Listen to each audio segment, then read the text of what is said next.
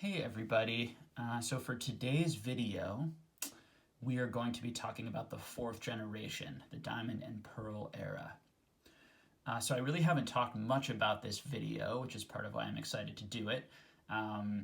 Although I've talked mostly about Wizards of the Coast and trophy cards and vintage Japanese on my channel, I'm actually a lover of like every generation of Pokemon all the way up into modern and collect cards from every generation. As we'll see today, I have a lot of this generation.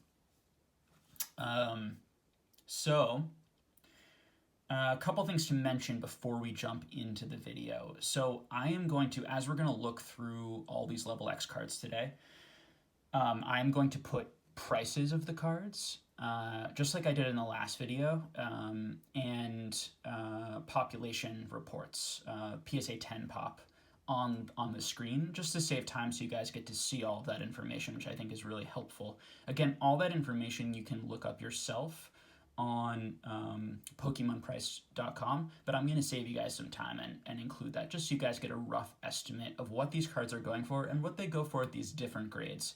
Now, a lot of these cards don't have sold examples at the particular grades we're going to show at today, recently after the price spike. So I'm going to look at other cards, similar cards from the sets that have sold, and I'm going to kind of take my knowledge and my understanding of how popular the Pokemon is, of how, you know, the difference in the grading, the difference in the population, the difference in the popularity of the sets, and kind of give you a rough estimate of what you could expect to get from all of these cards if they continue selling at the same rate as some of these other ones that we have recently just seen, for example, in the PWCC auction block that just went.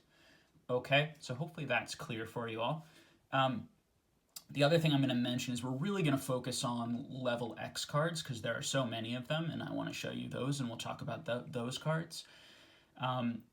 The other kind of notable cards, of course, they're the regular holos, some of which have awesome art from these sets, from these Diamond and Pearl era sets.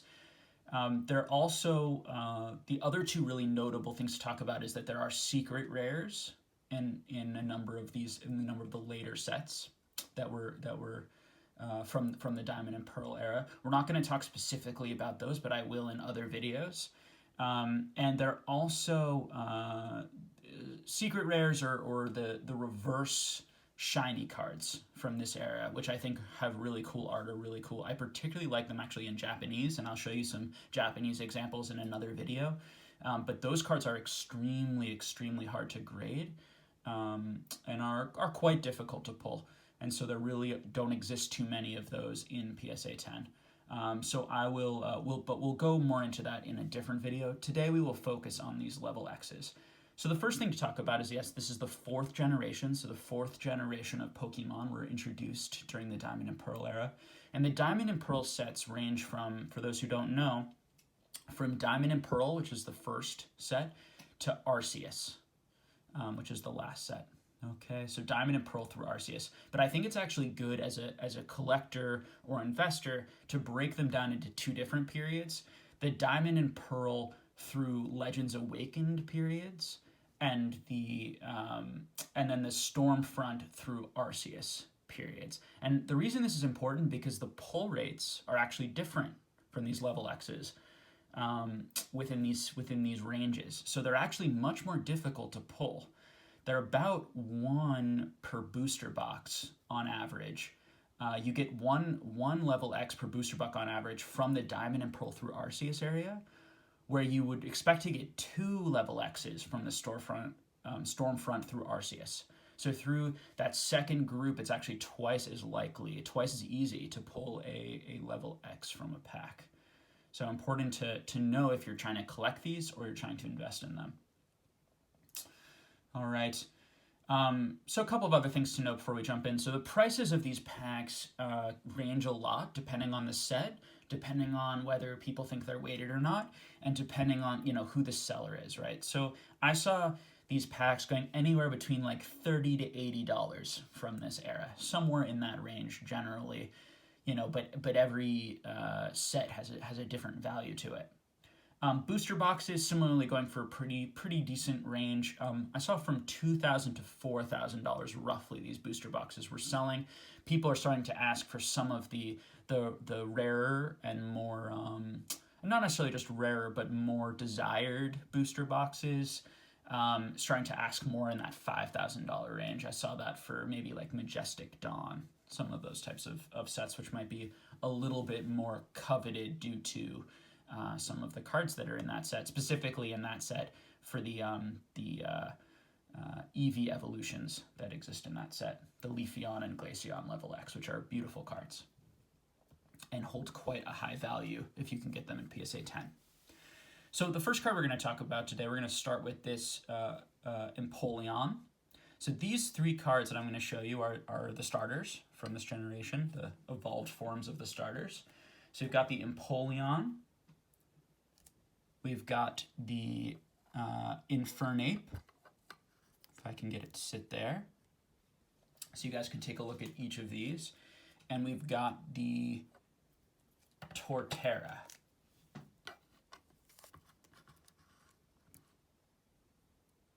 Okay. So as I said before, these are quite difficult to pull and also pretty decently difficult to grade. As you'll see on the screen, the easiest one to grade has been the Torterra so far, and the most PSA 10s have shown up on the market. As I continue to show these cards, I'm going to let you know my basic feelings about these. So this is the next set, got Mysterious Treasures. Electivire. Some of these have extremely low PSA 10 populations, and you'll see that on the screen. I think particularly that Electivire. The Lucario, I think the Electivire may only have 12 or so. This Lucario. This beautiful Magmortar, another really low pop Pokemon. So I bought a lot of these cards as we continue showing them. I bought a lot of these cards for very low prices. These cards were actually being, complete transparency. These cards were actually being sort of fire sold by companies like Card Rush Inc. They were doing these auctions on eBay that were happening every, almost every weekday, I was noticing. And they were listing like 3 to 4 to 5 of these cards often per week. And so I picked up a lot of those cards. I tried to win as many of those auctions as I possibly could, as long as they were under sort of the price point I put for myself. So I bought a lot of these cards depending on the card. I bought a lot of the 9s for like $8, $9, $10, $11. And as you're going to see on the screen, the prices on these cards have gone up a lot. I was not able to get, I want to show you arts for everything. Some of these cards I only have in Japanese because I have not been able to get the arts in high-graded English. And I do have these cards in ungraded also, in ungraded sets and binders that I really like. But these are these cards, beautiful, beautiful cards, in my opinion. These are those cards in Japanese. Here's a pretty unbelievably rare card in PSA 10. Last I checked, there was only like a population of maybe 3 of these in the world type of thing. I think this one I bought for about $100 at the time, which was a lot more than anything else I paid. So a lot of the PSA 9s I was getting from like $8 to $12 for your average Pokemon from those early sets. And keep in mind, remember, these are 1 in 36 packs. And I'll keep showing you cards. We have so many to get through. Another beautiful one here. These are 1 in 30 from these early sets. 1 in 36 packs to pull one of these. So they're very hard to pull. PSA 9's a very strong grade, and also the cost of grading is about $8 if you're sending in bulk, and more likely it's going to be for the average person around $12 to $20, depending on how much shipping costs, depending on where they're shipping from, and depending if they have. So and depending if they have the grading special or how they're getting them graded. So when I'm buying these cards for $8 to $12, it's a phenomenal deal because really I'm getting them for the price of grading. So I'm getting the cards actually for free if you think about it that way. As long as people actually want the cards in PSA 9. Here's a PSA 8 version.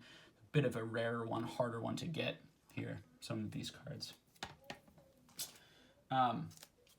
Here's a PSA 10 version.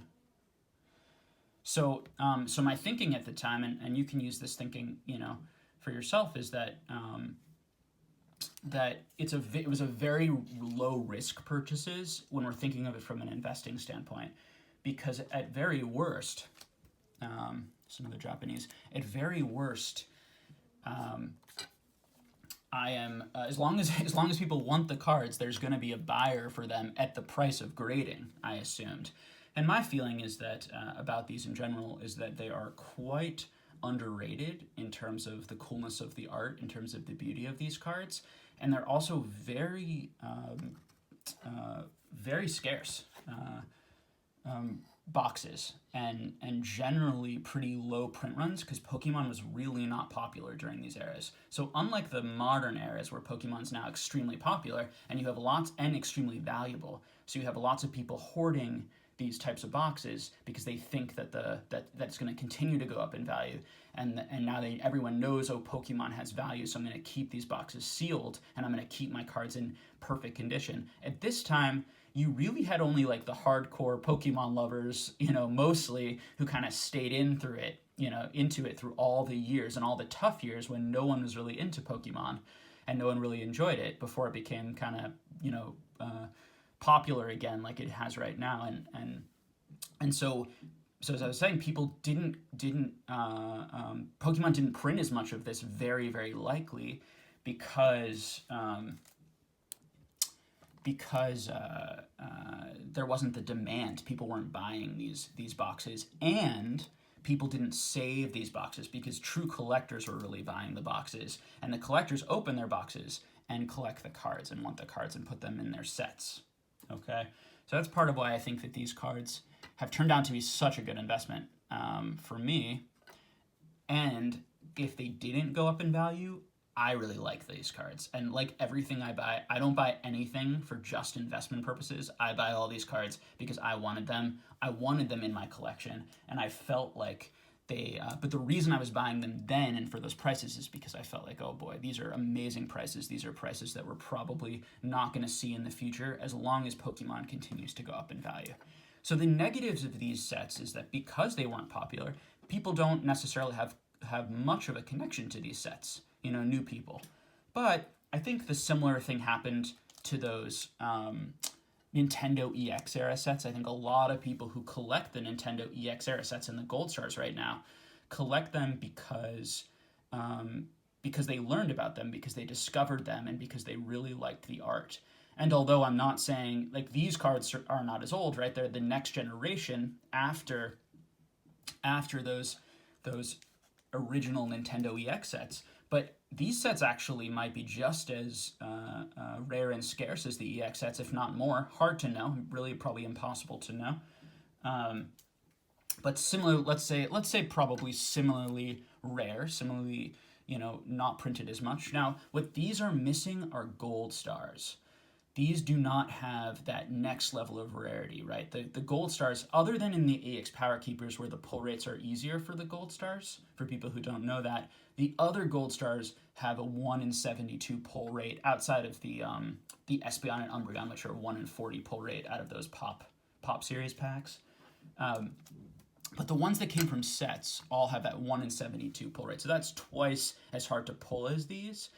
And there are less of them. There are a lot of level X's. So people have a special kind of response to those Gold Stars. And I think those Gold Stars have some of the most amazing art and are also shiny, right? So there's so much going for those Gold Stars that these admittedly don't have. But when we're talking about Gold Stars going for, right now, I mean, Gold Stars are going for so much, thousands and thousands of dollars. But even back at this time period, Gold Stars were going for something like, 400, 500, 600 in PSA 10, a lot of them, right? A lot were going for a lot more, the high-end gold stars. And I was looking at these, and I was thinking, wow, PSA 9s, PSA 10s for 20, PSA 9s for $10, PSA 10s for 20, 25, $30. These cards are extremely rare. And also part of Pokemon history. They're the fourth generation, which I think is still is going to be considered pretty vintage. I don't expect these to necessarily ever have the value or the connection that the gold stars or the Nintendo or even the regular EX cards had. But these are rarer. Those Nintendo EX cards, they're harder to pull. The 1 in 32 ones, the ones from the first half of these sets, are harder to pull. So that's something to keep in mind with these, that less of these might exist in the world than those regular EX era cards. Impossible to know these things, but it's interesting speculation, I think. As I continue to show all of these level X's. So a lot of the I guess the price range I paid for them, as I said, so the $8 roughly for a lot of the PSA 9s that I was just grabbing all the time. And the PSA 10s I was getting, some of them I was getting for $40 and $50, the really low pop ones. The most I ever paid was about $80 to $100. I think the most I paid for is that Porygon. The second most I paid for is a PSA 10 Snorlax, which I'll show you. And that card recently just went for, just to give you a sense of the growth, right? And you'll see it on the screen too, but went for over like $700 or something in the recent PWCC auction. Which shows you the insane growth rate, right? I made, 10 times my money on that card roughly if I were to sell it now, which I'm not going to because I like these cards. I'm not particularly interested in selling any of them, even though I'm showing you one of each, but in the reality is that I have doubles of a lot of these cards and triples of a lot of the 9s, and sometimes even quadruples and 5 of each. Just to be totally honest with you guys, because I just, at $8, $9, $10, $11, I just saw that it was like a no-lose situation, and I assumed I could probably sell them at least for $25 to $50 in the future. Put that money back into cards that I would rather have owned. Not rather have owned, but cards that I hadn't been able to get yet, or cards that I thought, the best way to put it is cards that I thought were overvalued at this time. So I'm always looking, as a collector and investor, I'm always looking for cards that I think are undervalued. I want to own as many of all these cards as I possibly can. All these chase cards that I really like. And so my strategy generally is I'm going to always sort of be buying, but I'm always going to be buying what people aren't talking about and what people are actually saying negative things about, but it doesn't really make sense to me why people are saying negative things about it. Or I think they're being overly negative. So I heard a lot of people have said a lot of negative things about, really, really high people in the hobby, respected people in the hobby have said negative things about these level X cards, like they don't really have an identity, they kind of fall in the middle, no one's really connected to them. I think they're beautiful cards. I love the shine on them. I love the hollow pattern. I love the art on lots of them, and the pull rate's really low, and there's low, as I said before, there's probably quite a bit of rarity and scarcity to these boxes. So I saw all of the qualities to make this be a pretty good investment at the prices I was buying them. Here's that PSA 10 Snorlax, probably the most valuable one I have. This or probably the Porygon. The Porygon, it probably wouldn't go for this much right now, but honestly, the Porygon, as long as there's really just 3 still, just that rarity is insane that there are only 3 in the world, in my opinion. Who knows how many more will surface, right, as time goes on. But, as you'll see, these boxes are a fortune. So opening these boxes right now, even if you're getting $700, $800 for your level X, you're still losing a lot of money. So the boxes are still priced quite a bit higher than the expected value of the cards, even though these level X cards are now worth, hundreds and hundreds of dollars. And I think that's why people are buying these level X cards for so much money right now, is they realize that the price, maybe one of the reasons they like them, I think, but another reason is because they realize that the expected value of these boxes is so much higher than these cards that are in them. And so they think that that these cards are going to continue to go up in value and go up with the box value. So a lot of PSA 10s here. We are most of the way through the cards at this point. I hope you are enjoying seeing all of these cards like this while I kind of ramble on in the background about my opinions on these. Hopefully it's useful and you can apply sort of my logic and my reasoning to different eras. I think that people have a feeling that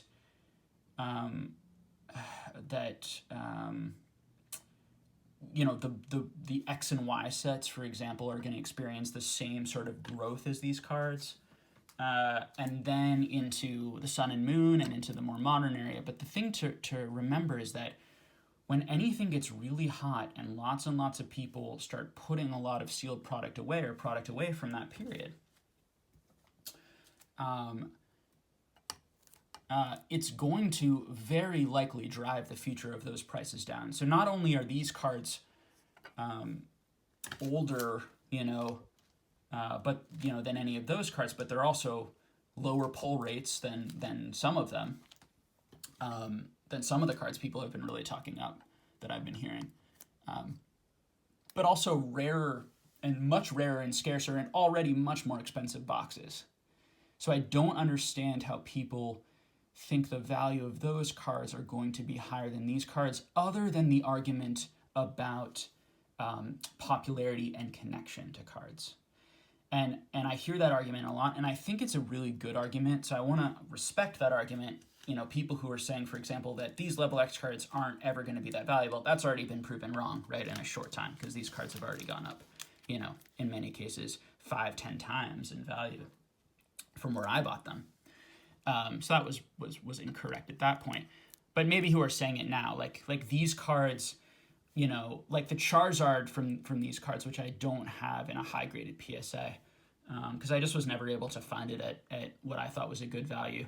And I felt like it was too risky to buy at the value that it was going for. So here's a mistake, right? Like if I had bought that card is now going for like $3,000 or so. And I could have bought that card probably for $400, $500, somewhere in there. But I felt uncomfortable at that price point for me personally, because I could have bought, I bought like so many of these cards for only about $400, or I could have just bought the Charizard in and of itself. So I made a lot more money by buying all of these if I were to sell everything than just the Charizard, probably.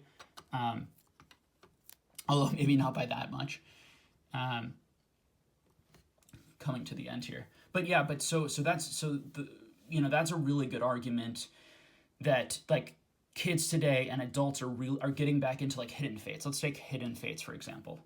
So I think it's pretty safe to say that Hidden Fates is going to have much more. There are going to be many more of those packs, and many more people are going to have it in their collection than Level X forever, for the whole history of Pokemon, right?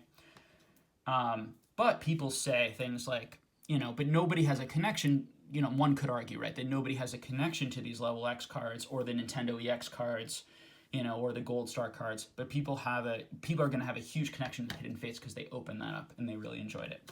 That is true, or possibly true. The counter argument to that is that, and I've said this in other videos, is that people end up actually going, what they really have a connection to are the Pokemon, and they actually would prefer owning the first ever chase card of that Pokemon. So for example, like all the Generation 4 cards that I'm showing you here, a lot of these are Generation 4 Pokemons. These were sort of might have been the first chase card ever from that Pokemon. And so people who love that Pokemon in the future are going to want that original chase card, not necessarily the card they open up from a pack. I think that when people are investing or spending a lot of money on things, they want it to have a lot of value. They don't just want it for nostalgia purposes. So there's a lot of things that I think people experience, and this is just the truth about nostalgia. There's a lot of cards that people own for nostalgia sake, and then there are a lot of cards people own for sort of like partial nostalgia, but also because they think it's going to go up in price and they may never get it, that fear of missing out. So the fear of missing out, I think, is what drives up prices, combined with nostalgia, not nostalgia on its own. So, for example, if there's always sort of enough Hidden Fates for everyone, and no one gets that in the future, let's say the popularity of Pokemon, let's say, plateaus, okay? right now. It never really gets more popular, or it only gets a little bit more popular. And let's say, tons and tons of people, right, held 10, 30, 40, tins or trainer boxes or whatever of this Hidden Fates. And the distributors still have some because they didn't sell all of, they're not going to sell, probably a lot of them are not going to sell all of their product because they're going to probably want to hold it too. Maybe they think it's going to go up as well. Let's just say theoretically. And maybe not distributors, but big sellers are going to hold a few cases just to see what happens. So all of that product is going to be sitting for years and just waiting for spikes in popularity of Hidden Fates, for example. Now that might happen. I am not saying that it's not going to happen, but when we compare it to something like this is more of a, rarity and scarcity tends to win at the end of the day, as long as popularity isn't so insanely different. And I would argue that in the long run, these level X cards and all these earlier sets are just going to have so much more history and so much more meaning and going to be so much more recognizable for each generation. We're talking about even 2 generations from now, Pokemon collectors may feel a connection to these cards because they, oh my gosh, they heard about them maybe. They saw one. For example, like a lot of the WotC collectors, we didn't own first edition cards, but we heard about them.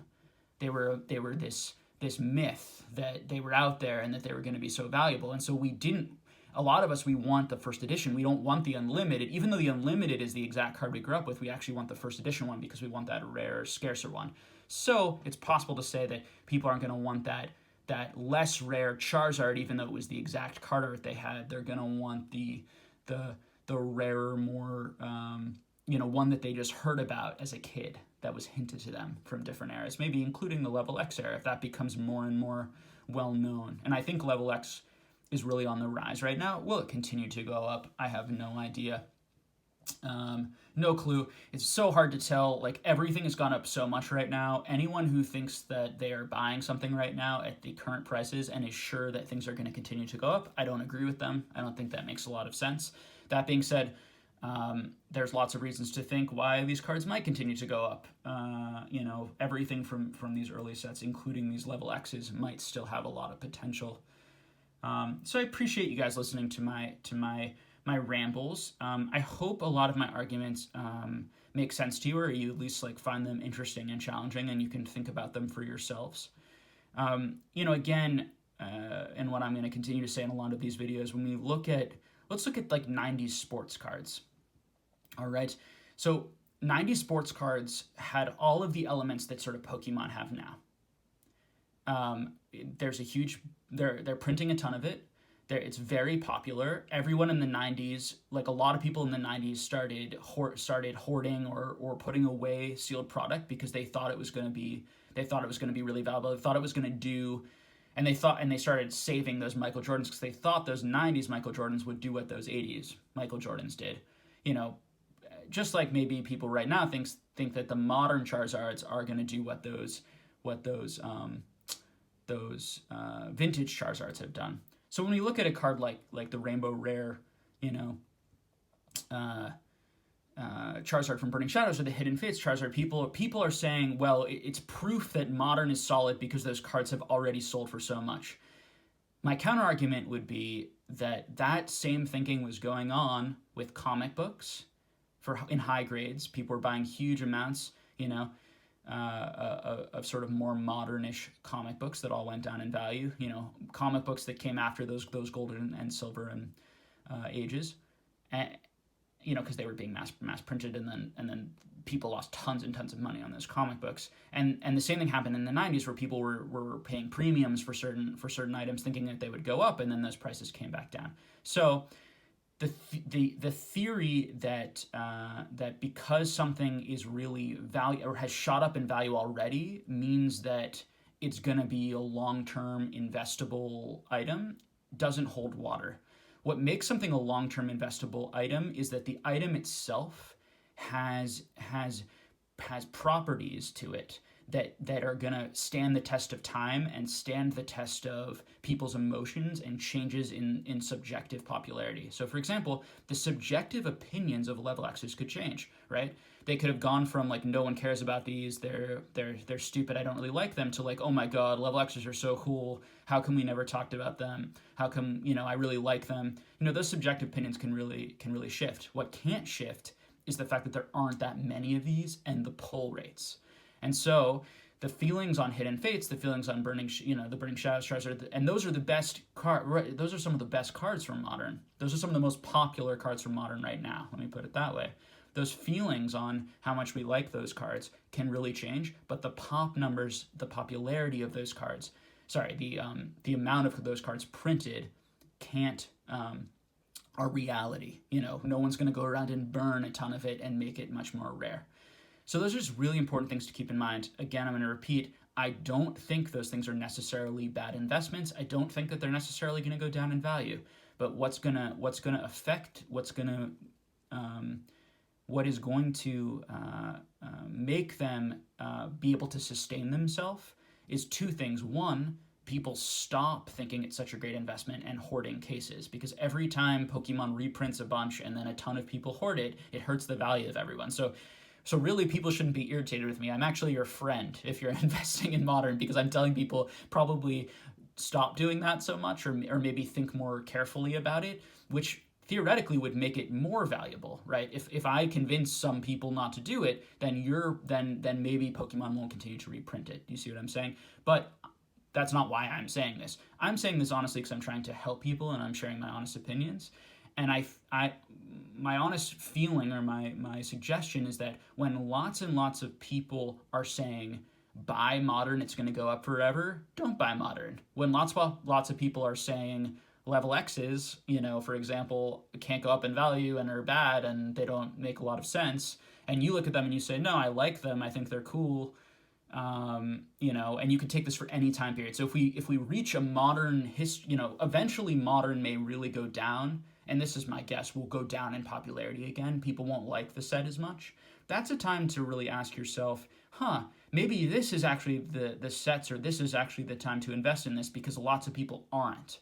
And so the print runs will be lower, and maybe people will change their minds on these cards in the future. Okay, so these are all things to consider.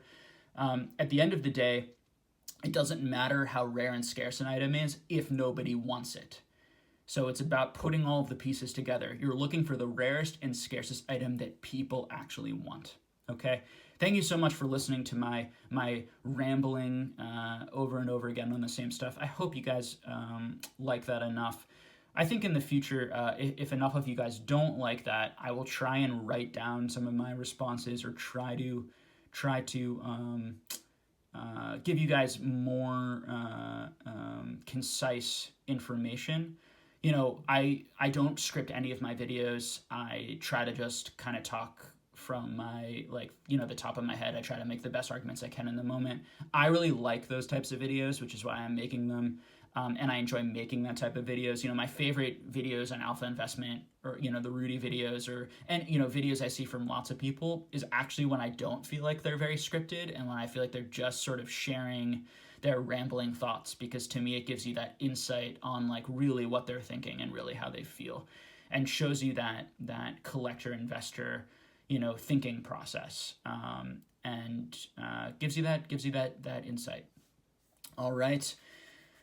So thanks again for watching, and please subscribe and like the video if you can, and comment below, and let me know how you guys think about these types of videos. Let me know what you guys think about these level X cards, their future, and let me know, continue to let me know what you guys think about the certain the Modern cards. And I sincerely hope that the Modern cards continue to go up in value and Pokemon just continues to explode in popularity. That would make me really happy. So don't think that I'm rooting against all of you out there who are keeping lots and lots of sealed Modern product. I hope that product goes up. I'm rooting for you. I'm just trying to share my opinion about why I'm sort of concerned about it, and concerned for people who specifically are putting a lot of money that they might really need for other things in their life, or could really benefit them in other ways into that. Okay, so I hope that makes sense. and I will probably make another video for you all in a couple days. All right, take care.